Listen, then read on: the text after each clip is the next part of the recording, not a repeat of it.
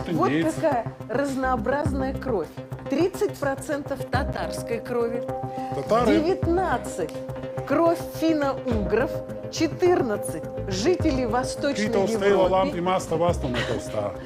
кровь жителей Центральной Сибири, они все-таки через Казахстан там шли 13%, и капельки других кровей 10%. Вот такой мозаичной картинки мы не видели почти ни у кого, да, как у Николая Валуева. Несям несес.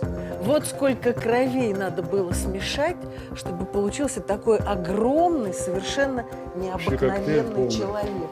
Это действительно коктейль, потому что у большинства людей преобладает что-то, а тут настоящая смесь самых разных кровей. Что скажете, Николай Валуев? Как что?